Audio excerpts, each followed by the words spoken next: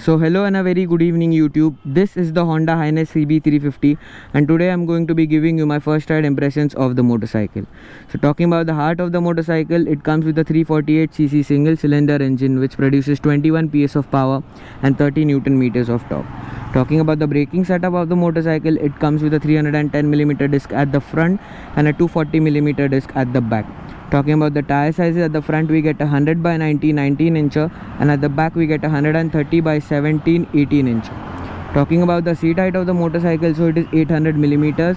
The tank capacity of the motorcycle is 15 liters and the ground clearance of the motorcycle is 166mm. So let's hear the exhaust note of the motorcycle now. The switchgear quality is pretty premium on the motorcycle.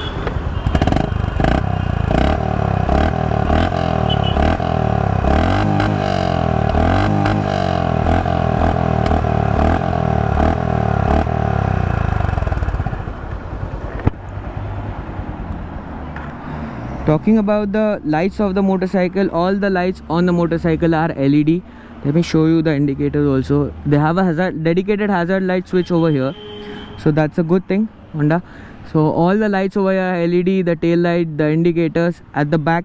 At the front you get a big old LED headlight and the indicators are LED as well. Talking about the front forks, they are telescopic forks and at the back we get twin shocks. Now my height is 172 centimeters and I can firmly plant both my feet flat on the ground.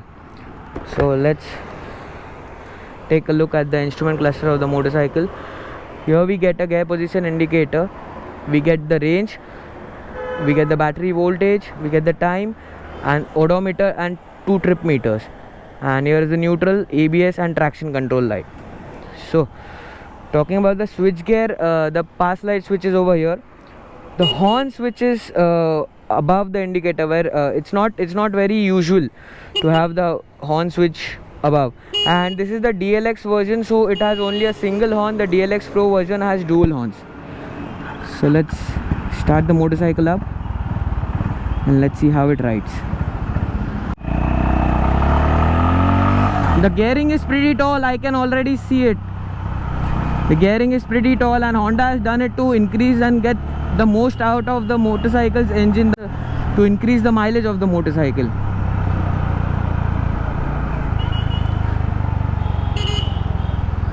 See, I was going to switch the indicators off but I accidentally pressed the horn, so it will definitely get me some time getting used to this setup, or whosoever buys the motorcycle. The clutch is on the lighter side, and if we are I don't think so you can go over speed bumps on the second gear itself, because it's pretty, the gearing is pretty tall on the motorcycle. I can feel it.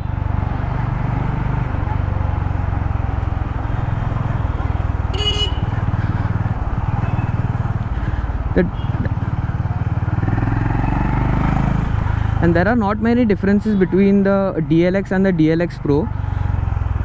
The DLX also gets a charging point, it also gets traction control. The only differences are the DLX Pro gets dual horn and the DLX Pro also gets dual tone paint schemes.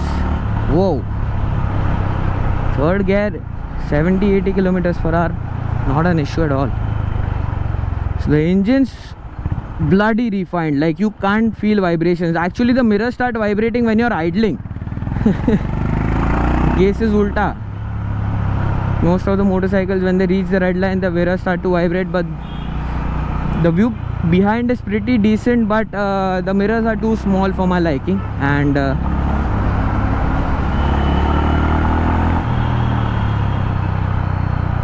okay, the rear brake is good. The front lacks the bite. See, I was talking about the tall gearing. Third gear 40, it's not feeling it. So should you buy it over a Meteor or a Royal Enfield Classic 350? Definitely yes, if you have the kind of taste for the people which this kind of motorcycle is built for. So if you like the video, please like, share and subscribe, and Please share this video with someone you love. Till then, ride safe and take care.